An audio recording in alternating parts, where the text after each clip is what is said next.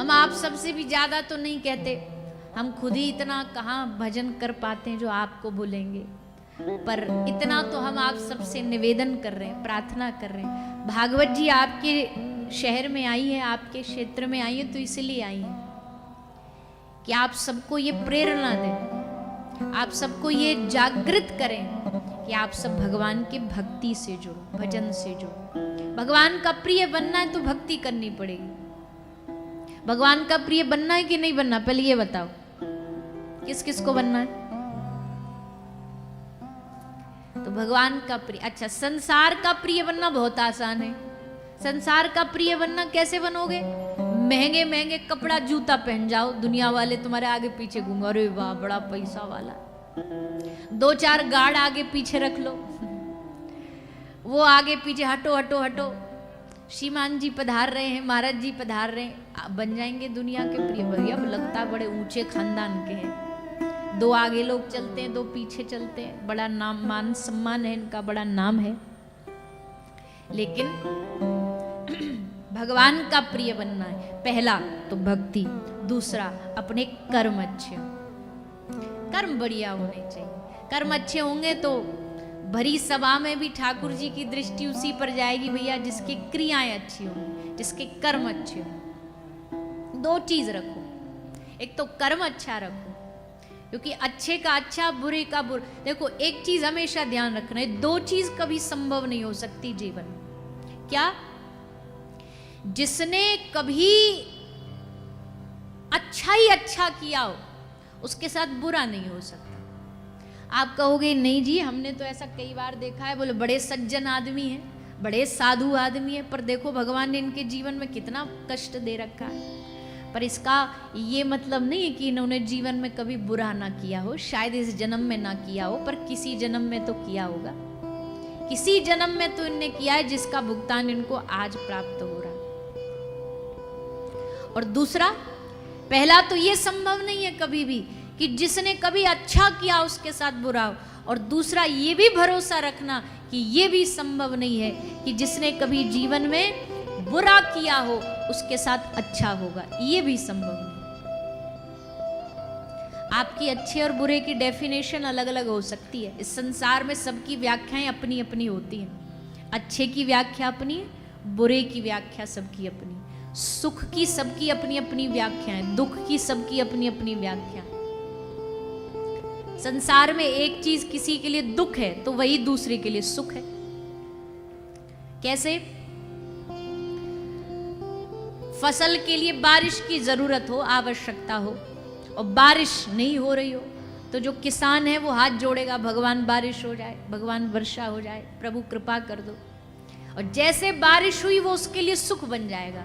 पर वहीं एक दूसरी तरफ उसका पड़ोसी जिसके जो कुम्हार रहता है, उसने नए नए अभी बर्तन बना के धूप में सुखाए ही थे, बारिश हो गई, और बारिश हो गई तो उसके लिए वो बारिश क्या है? उसके लिए दुख है। संसार में सुख दुख की परिभाषाएं परिस्थिति अनुसार बदल जाती हैं। सबके लिए सुख दुख की व्याख्या अलग अलग है। हम कभी कभी उदाहरण देते, बोले एक बार 2 गांव के मित्र थे, गांव के दोस्त थे, गांव में रहते थे। धीरे धीरे उनमें से एक जो दोस्त है वो शहर चला गया पैसा कमाने, व्यवसाय करने, शहर में जाके रहने लगा। और शहर में जाके उसने खूब पैसा कमाया, खूब बढ़िया घर बना लिया, नौकर चाकर व्यवस्थाएं सब जमा ली। एक बार गांव वाले व्यक्ति को बार बार वो कहता था, भैया कभी हमारे शहर आना, हमारे घर आना। बोला ठीक है भैया हम आएंगे। तो एक दिन उसने निश्चय किया कि चलो आज दोस्त से मिलने शहर चलते हैं। तो गांव वाला दोस्त शहर वाले से मिलने शहर आया।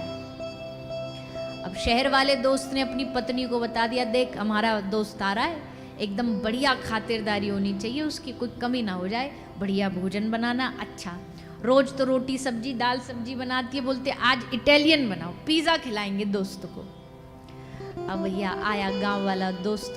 अब जैसे गांव वाला दोस्त आया, उसने कभी जिंदगी में पिज़्ज़ा खाया नहीं, और वही जिसने जिंदगी में पिज़्ज़ा ना खाया ना, उसके लिए पिज़्ज़ा का स्वरूप थोड़ा अब इशारे से ही समझ जाओ, थोड़ा अलग होता है।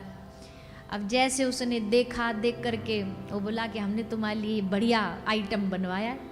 अब जैसे वो गांव वाले ने देखा, वो मुंह में डाला, वो इतना लंबा खींचे, और जैसे खींचे उसको देख करके बोला, अरे राम राम राम राम, ये खाना है, भोजन है कि अब चलो बोल ही देते हैं, भोजन है कि किसी बालक ने अपना और उसने बेचारे ने कभी देखा नहीं कि ये भी कुछ होता है। बोला हाँ अरे भैया ये क्या तुमने क्या बना के धर दिया, हमको ये सब नहीं बात, रोटी सब्जी।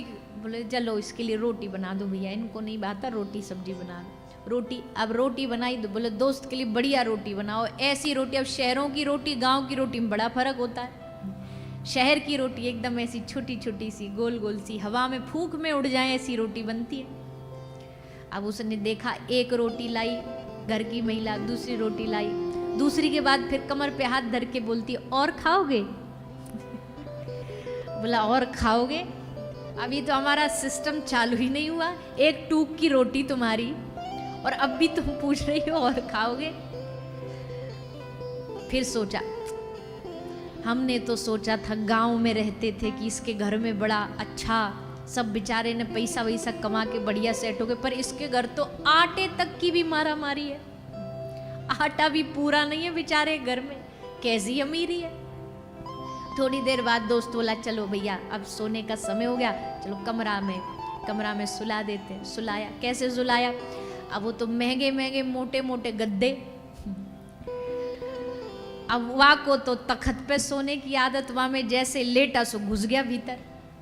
अरे राम राम राम राम, इसके घर तो सोने की व्यवस्था भी ठीक नहीं है। दोस्त को गर्मी ना लगे सो बढ़िया ठंडक एकदम माइनस टेम्परेचर पे चला के एसी छोड़ दिया, अब रात भर ठिठुरे बैठा बैठा।